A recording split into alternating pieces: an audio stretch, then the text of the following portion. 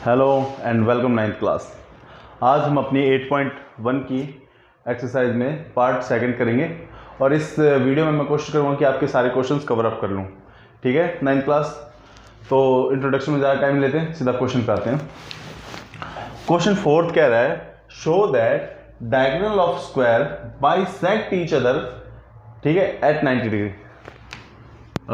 Show that diagonal of square are equal, क्या क्या show करना है, मैं स्टेटमेंट कर रहा हूं, एक बार इसको देखना ध्यान से। ये ओ मान लेते हैं। शो दैट गिवन क्या हमारे पास, सबसे पहले आपको गिवन लिखना पड़ेगा। गिवन क्या नाइन्थ क्लास हमारे पास एबीसीडीज है स्क्वायर, एबीसीडीज है square. Okay ninth class, ABCD square है। प्रूव क्या करना है वो भी लिखो यहां पे। टू प्रूव क्या करना है, show that the diagonal of squares are equal, यानी डायगोनल्स हमें इक्वल दिखाने हैं। यानी फर्स्ट पार्ट में हमें क्या दिखाना है, AC is equal to BD। Second part में क्या दिखाना है ninth class, diagonal are equals and bisect each other. Bisect का मतलब क्या हुआ, AO बराबर OC, OB बराबर OD। हमें ये दिखाना है ये पार्ट इसके बराबर है और ये वाला पार्ट इसके बराबर है, and bisect each other at 90 degree.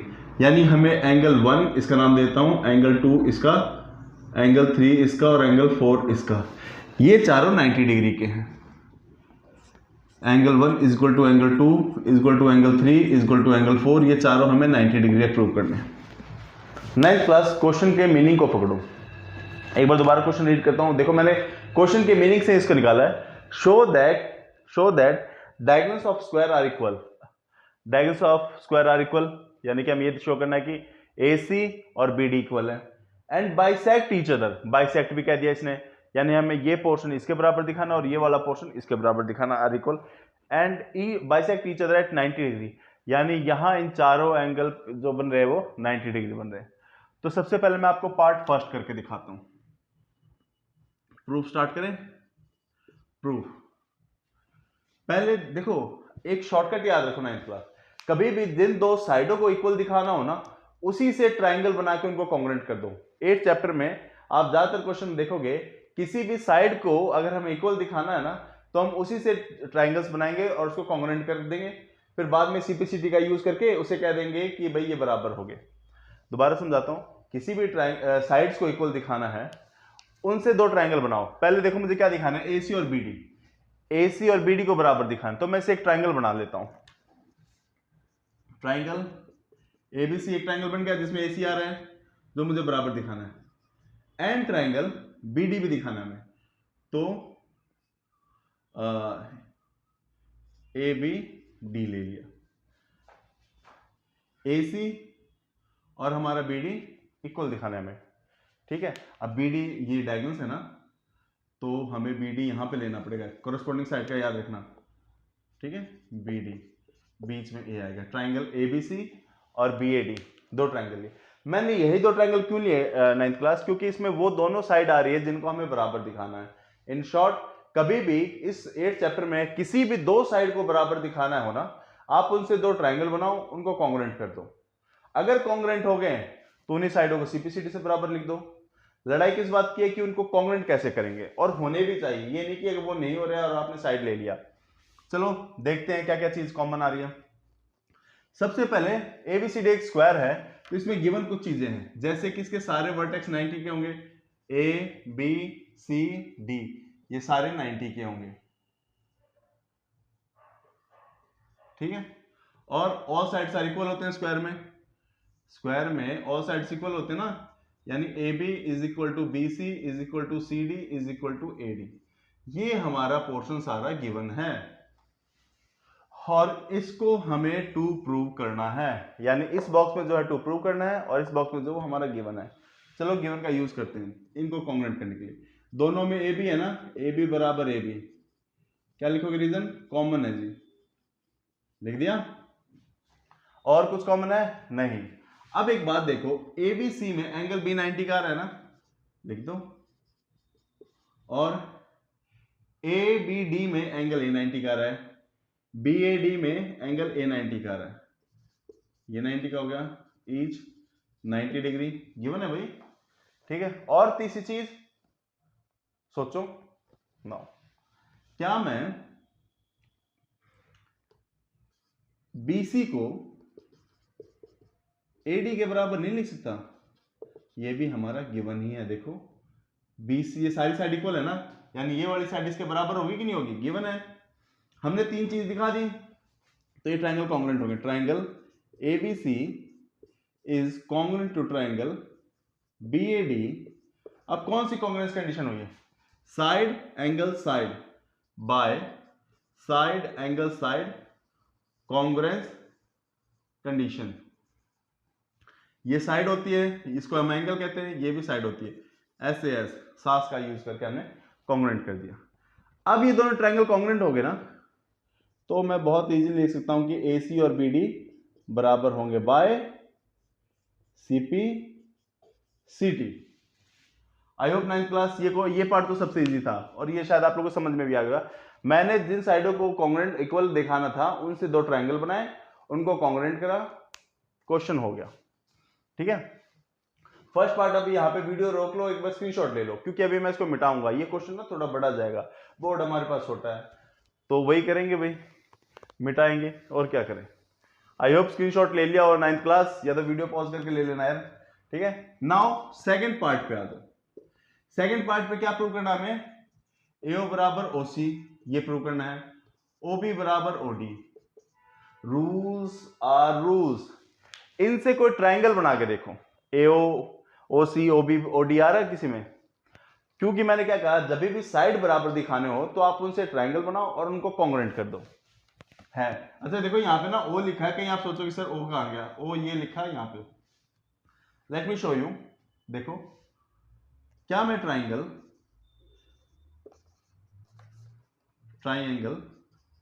BOC and AOD ले लूं? कैसे, क्यों ले रहा हूं मैं?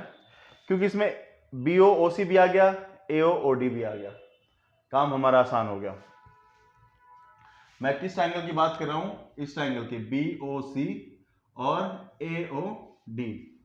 ठीक है, चलो स्टार्ट करते हैं। सबसे पहले अपोजिट साइड इक्वल है, BC is equal to AD। भैया ये तो हमारा हो गया गिवन। ठीक, अच्छा और कुछ कॉमन है? हाँ है।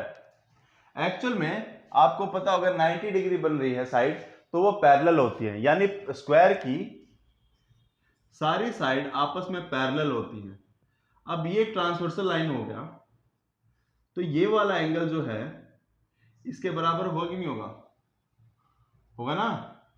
और वही चीज इस फिगर के हिसाब से ये वाला एंगल इसके बराबर होगा, ट्रांसवर्सल लाइन, यानी कि ये वाला एंगल जो है इस वाले एंगल के बराबर होगा कि नहीं होगा? ट्रांसवर्सल लाइन एंगल 5 लिख देता हूं मैं, इसको एंगल 6 लिख देता हूं, यानी BOC में कौन सा एंगल है? Angle 6 is equal to angle 5।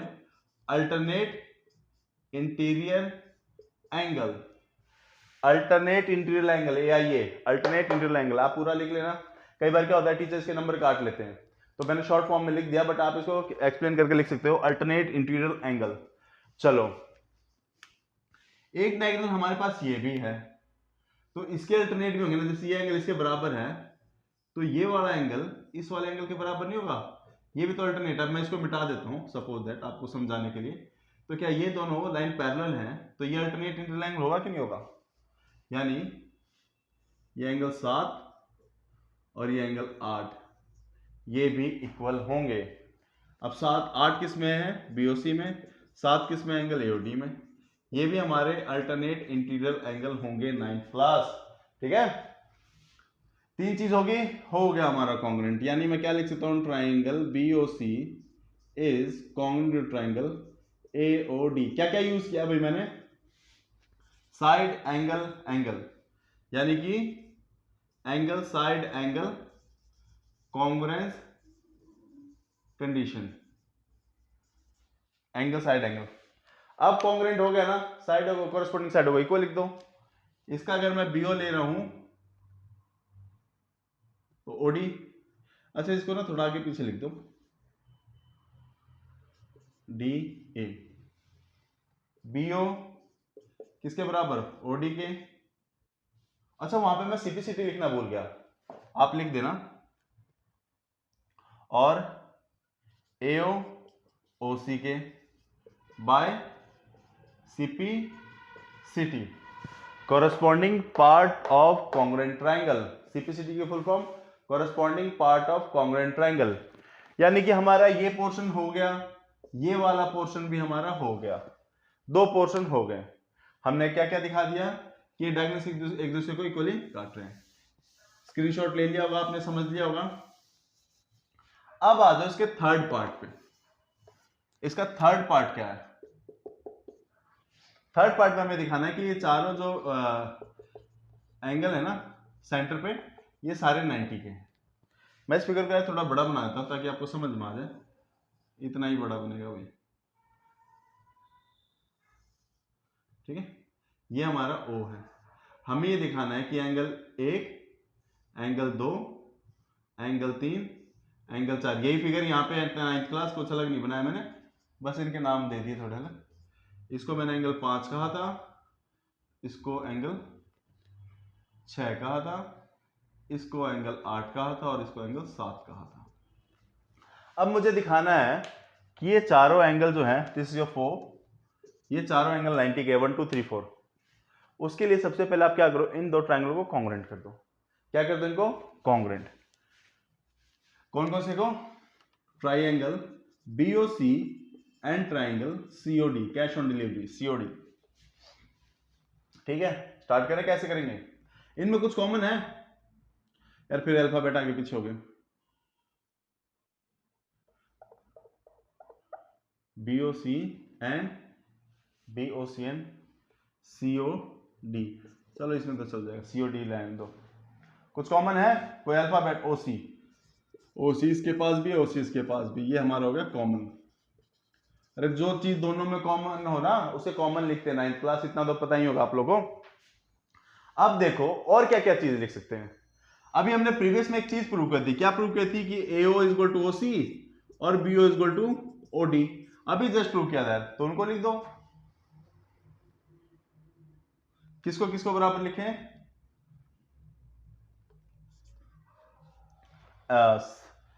कौन कौन सा बराबर हो गया यार, देखें, मैं फिगर में कंफ्यूज हो गया। ये वाली साइड इस साइड के बराबर है, OB is equal to OD। Reason just proved लिख सकते हो, प्रूव्ड अबव भी लिख सकते हो, कुछ भी लिख सकते हो, जस्ट प्रूव्ड। और तीसरी चीज क्या लिखे 9th क्लास?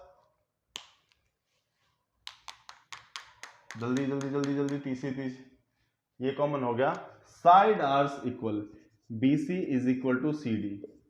ये हमारा गिवन है भाई। स्क्वायर के साइड इक्वल होते हैं ना, देखो यहाँ पे लिखा हुआ है BC is equal to CD, तो यानी हमारा गिवन है।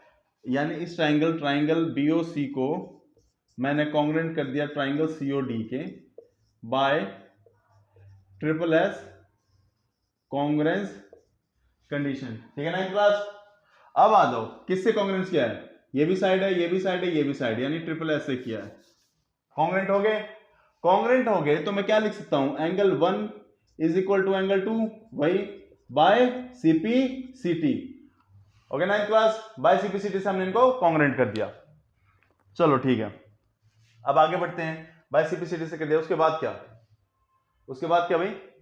एंगल 1 2 हो गया। सिमिलरली आप ये लिख दो,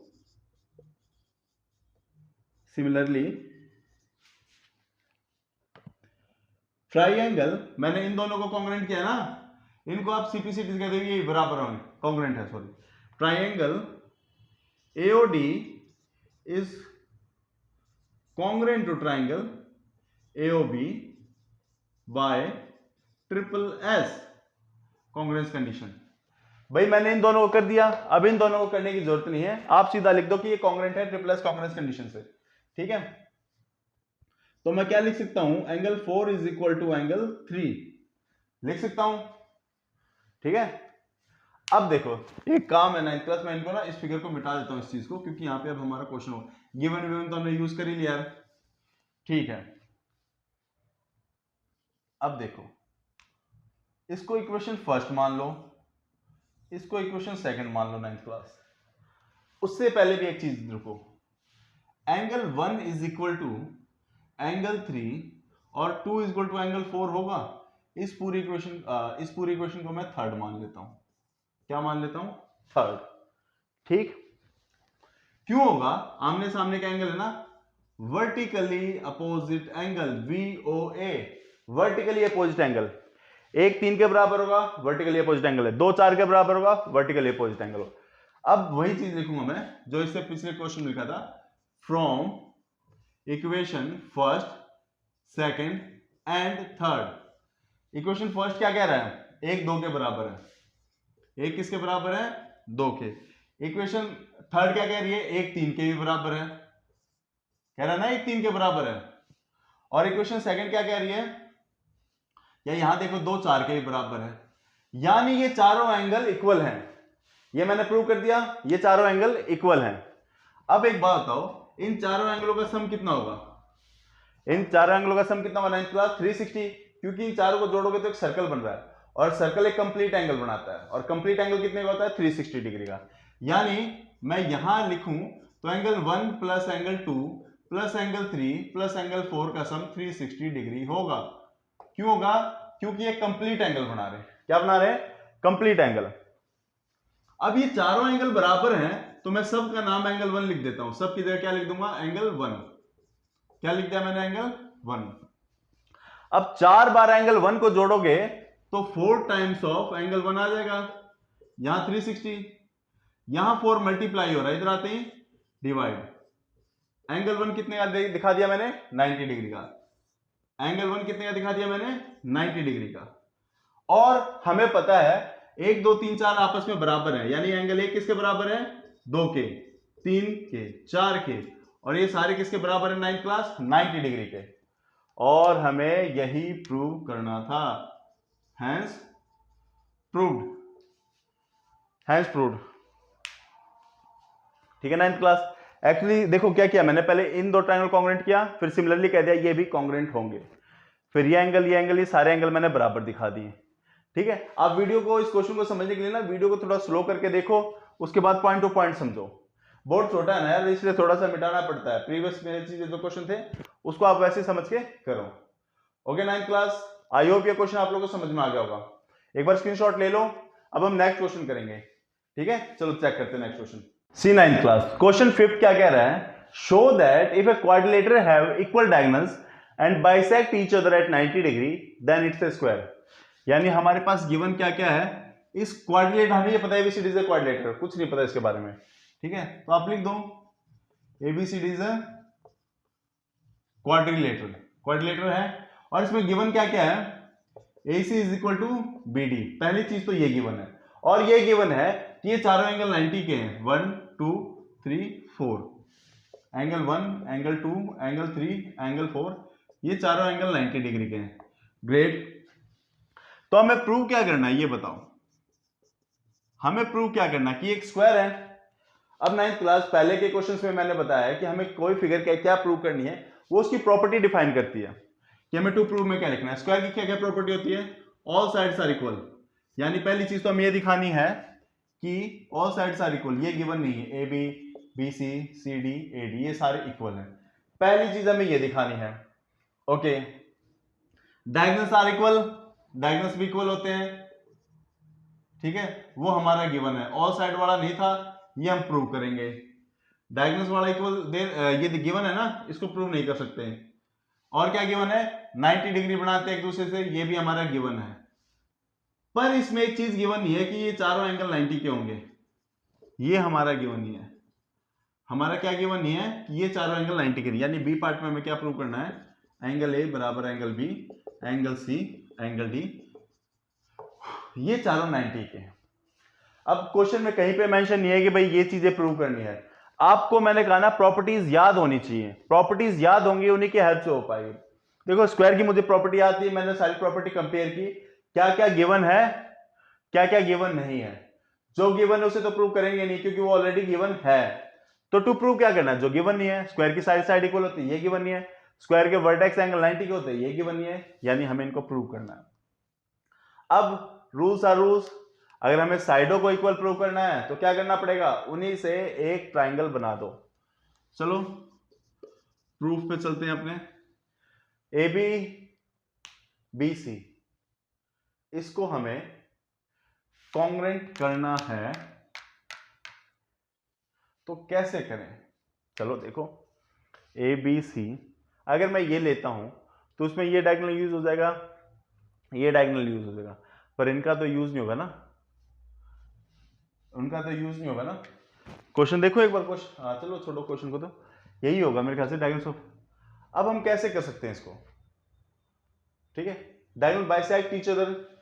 अच्छा ये चीज मेंशन नहीं है, क्वेश्चन देखो एक बार, क्वेश्चन में क्या क्या है, इफ ए क्वाड्रिलेटर क्या है, show that if the diagonals of a quadrilateral are equal and bisect each other given है। हाँ ये बात, यानी diagonals are equal and bisect each other, यानी ये भी आप गिवन में लिखो, AO बराबर OC एंड OB बराबर OD, ये भी हमारा गिवन में आएगा। हो गया क्वेश्चन। पहले AB और BC को बराबर दिखाते हैं, कैसे करेंगे, इसे एक ट्राइंगल बना दो, triangle AOB and triangle BOC को मैं ले लेता हूं, कुछ कॉमन है जी, OC दोनों के पास है, OC बराबर OC, कॉमन हो गया 9th क्लास, कॉमन हो गया ना ये। अब क्या है, angle 1 is equal to angle 2, angle AOB शट, तो यहां OB आएगा दोनों में, AOB और BOC लिया, यानी कि ये ट्राइंगल और ये वाला ट्राइंगल लिया मैंने, OB दोनों में कॉमन है। अब उसके बाद हम क्या करेंगे, angle 1 is equal to angle 2 each 90 दे रखा ना, एंगल 1 2 90 का है। अच्छा और क्या गिवन है हमारे पास गिवन है AO is equal to OC, diagonals of square bisect each other होते ना, AO बराबर OC, यानी तीन चीज होगी ना, बस हो गया कॉन्ग्रुएंट। यानी अब मैं लिख सकता हूं triangle AOB is congruent to triangle BOC by side, ये एंगल, फिर side SAS congruence condition, congruent हो गए। अब कॉन्ग्रुएंट हो गए तो क्या रहेगा यार, साइडों को बराबर दिखाओ CP/CT से, AB बराबर BC बाय CP/CT, ठीक है, यानी मैंने क्या प्रूव कर दिया, ये वाली साइड इसके बराबर है, ये प्रूव कर दिया। अब सिमिलरली लिख के ना ये चारों ट्राइंगल को आपस में कॉन्ग्रुएंट दिखा दो, सिमिलरली लिखो, similarly triangle BOC is congruent to triangle COD by SS।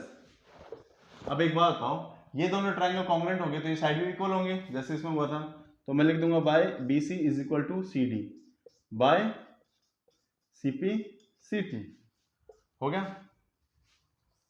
इसका नेक्स्ट पार्ट, COD को AOD के बराबर, मैं कह सकता हूं triangle COD is congruent to triangle AOD by SAS congruence condition, लिख लेना 9th क्लास, कॉन्ग्रुएंस कंडीशन, ठीक है, लिख लिया। अच्छा अब अगर ये कॉन्ग्रुएंट हो गए तो मैं क्या लिखता हूं, CD बराबर AD बाय CP/CT, CD बराबर AD बाय CP/CT।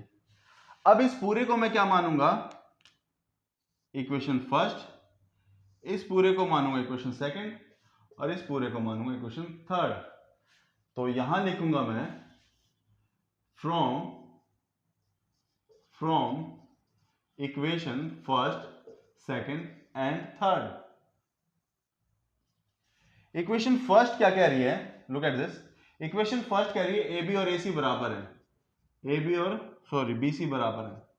तो इक्वेशन सेकंड क्या कह रही है कि BC CD के बराबर है, चलो जी। और इक्वेशन थर्ड क्या कह रहा है कि CD AD के बराबर है। 9th class, first part complete. Look at this, just एक ट्राइंगल को कॉन्ग्रुएंट करके, सिमिलरली वर्ड्स यूज करके मैंने ये सारी साइडें इक्वल दिखा दी। कॉन्ग्रेंट कैसे किया उस चीज पे ध्यान दो, किस तरीके से मैंने कॉन्ग्रेंट किया, ठीक है। ये कॉन्ग्रेंसी होगी।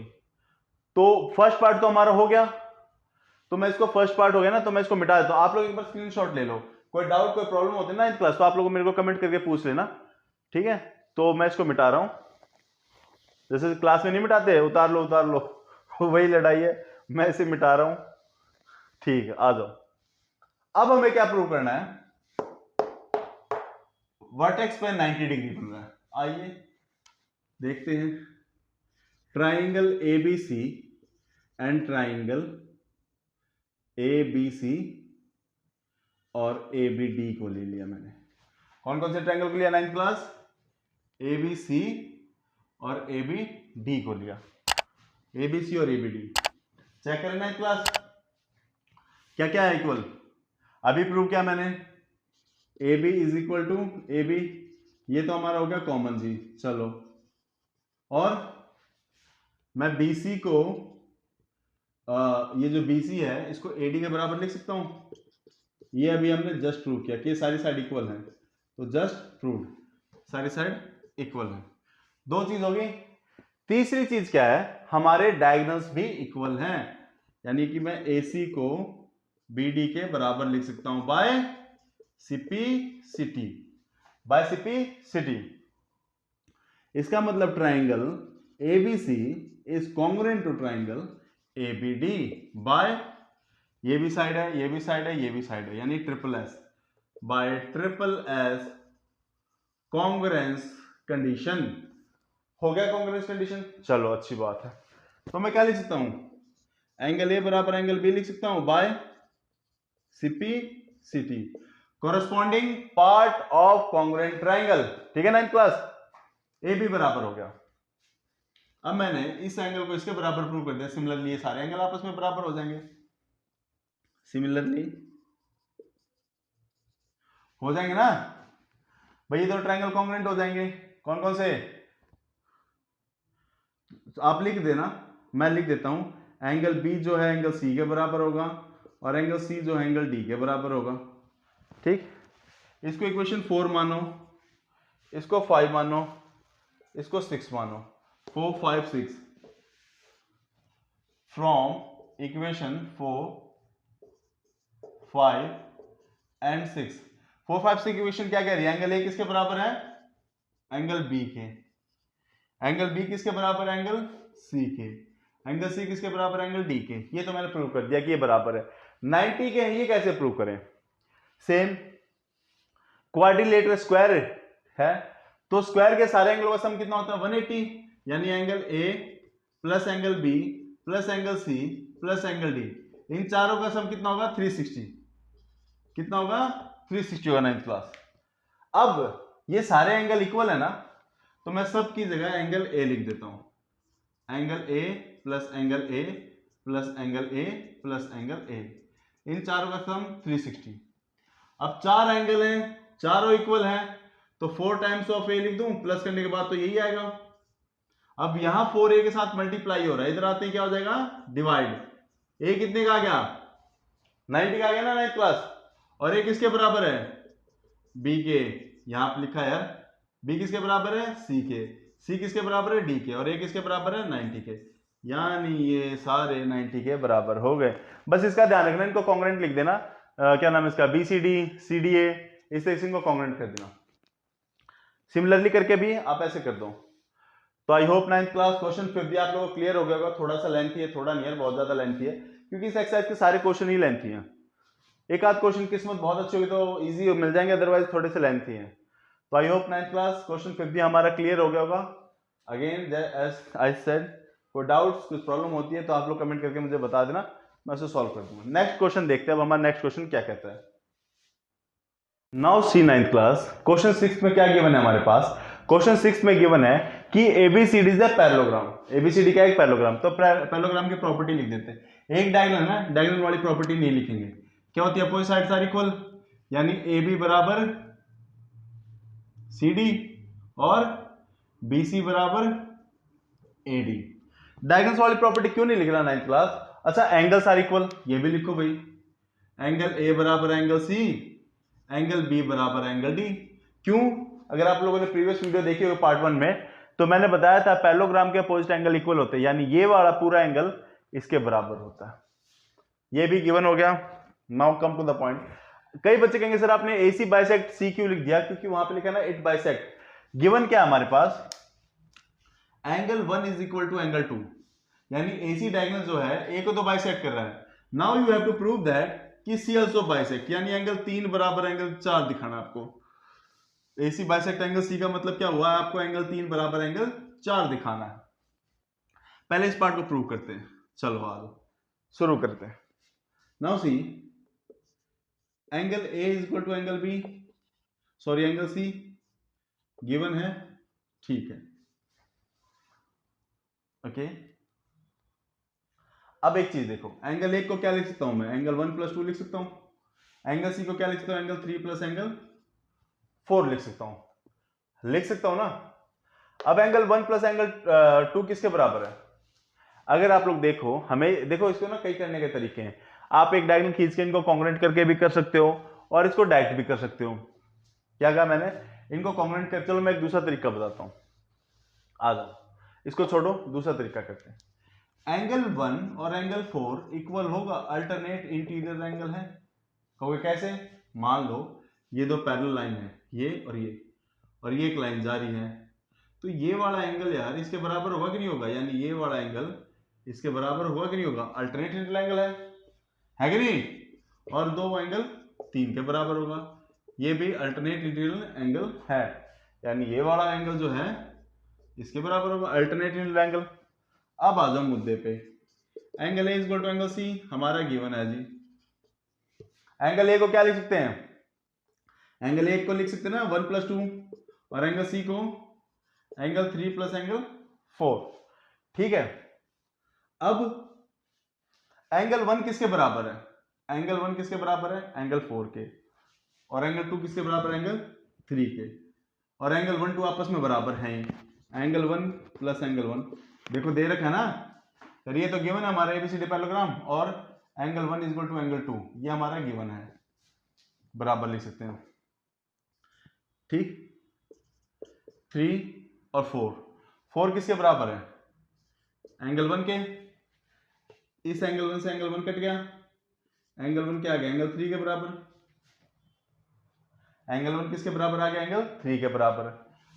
और एंगल 3, अच्छा equation first low, equation second low. From equation first and second, equation first क्या कह रहा है? एंगल 1 किसके बराबर है? एंगल 4 के। और इक्वेशन सेकंड क्या कह रहा है? एंगल 1 किसके बराबर है? एंगल 3 के।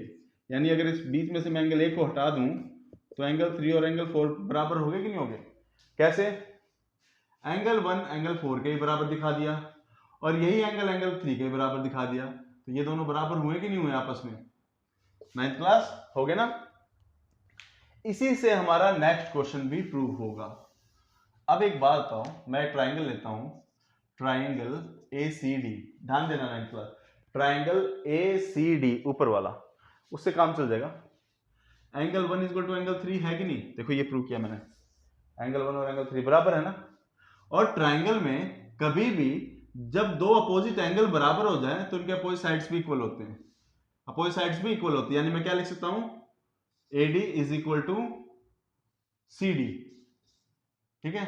एंगल, रीजन क्या दोगे? Angle opposite property, angle opposite property, क्या रीजन दोगे? Angle opposite property, leave it. अब कहानी शुरू होती है। एंगल, इसको इक्वेशन थर्ड मान लो, इसको इक्वेशन फोर्थ मान लो। क्या मान लो? Equation third, equation fourth. अच्छा, तो from equation third and fourth क्या प्रूव कर दिया मैंने? इक्वेशन थर्ड क्या कह रही है? AB किसके बराबर है? CD के। इक्वेशन फोर्थ क्या कह रही है? CD किसके बराबर है? AD के। और ये AD किसके बराबर है? BC के। हमें यही तो प्रूव करना था कि ये रोम्बस है। रोम्बस का मतलब हमें ये प्रूव करना था कि इसकी सारी साइड इक्वल हैं, बस। और बाकी सारी तो इसने दे ही रखी है। मैंने बताया था ना आपको प्रीवियस वीडियो में कि रोम्बस स्क्वायर और पैरेललोग्राम की ही प्रॉपर्टी को मिला के बनता है। तो स्क्वायर की एक प्रॉपर्टी मिसिंग है, वही हमें प्रूव करनी थी। ये रोम्बस है, कैसे प्रूव करेंगे? इसकी सारी साइडों को इक्वल दिखा दो। ये एक छोटा सा क्वेश्चन था हमारा।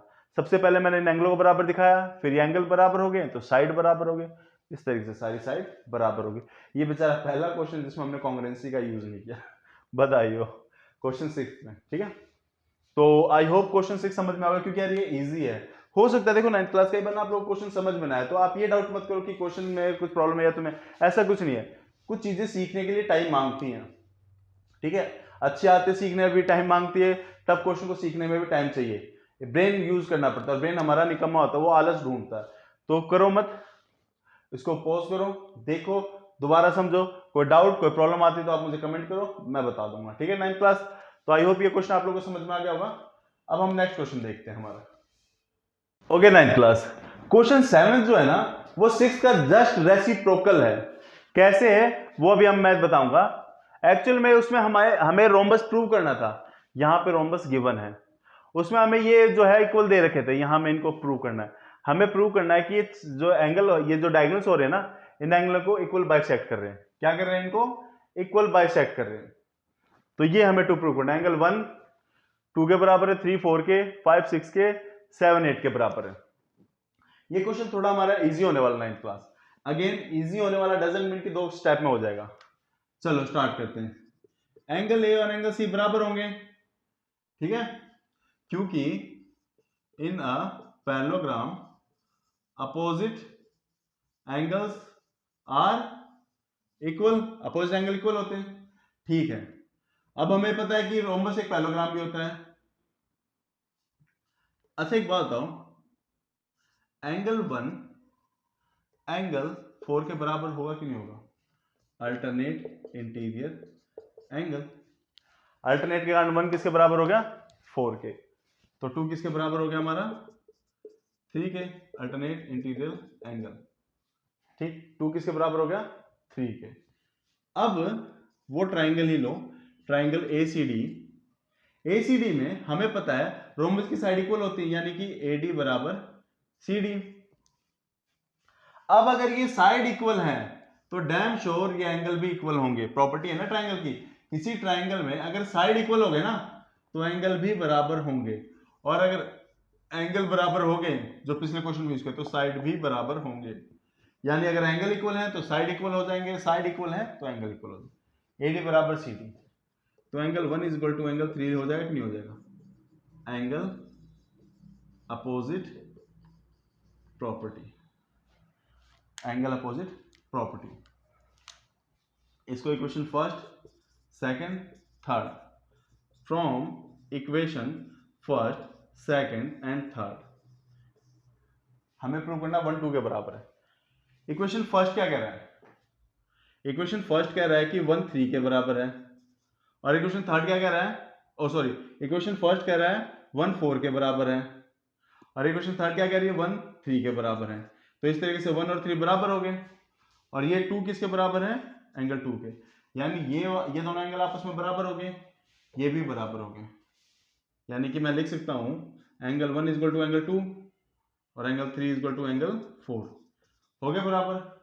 हो गए ना? ये चारों एंगल बराबर हैं, यानी इसके पास भी 5 रुपए है, इसके पास भी 5 रुपए, इसके पास भी 5 रुपए, इसके, तो किन्हीं दोनों को एक दूसरे के बराबर लिख दो, सारे तो वैल्यू में सेम है, ठीक है। ये चारों बराबर है, किसी दो को 2 के बराबर लिख दो। मैंने एंगल 1 2 के बराबर लिख दिया, 3 4 के। क्यों? क्योंकि हमें ये प्रूव करना था। क्यों करना था? हमें ये प्रूव करना था। और सिमिलरली एंगल 6 जो है एंगल 8 के बराबर हो जाएगा, एंगल 7 जो 8 के बराबर हो जाएगा, और 5 जो एंगल 6 के बराबर हो जाएगा। ये हमारा सबसे छोटा क्वेश्चन था। सिमिलरली से हमारे बहुत हेल्प होती है, सिमिलरली लिख दो और हमारा क्वेश्चन हो जाएगा 9th क्लास। तो आई होप 9th क्लास ये क्वेश्चन आप लोगों को समझ में आ गया होगा। ये भी थोड़ा इजी है। अगेन ये वो क्वेश्चन है जिसमें हमें कॉन्ग्रुएंसी नहीं करनी पड़ी, बिना कॉन्ग्रुएंसी के भी हमारा क्वेश्चन हो गया। तो आई होप 9th क्लास ये क्वेश्चन आप लोगों को समझ में आ गया होगा। कोई डाउट, कुछ लगता है कि आप लोगों को समझ नहीं आया, आप लोग कमेंट्स करो, मैं उसको सॉल्व आउट करने की कोशिश करूंगा। Thanks 9th class, enjoy day, क्योंकि अब मैं नेक्स्ट पार्ट में इसके बाकी क्वेश्चंस कवर करूंगा। Okay, thanks 9th class.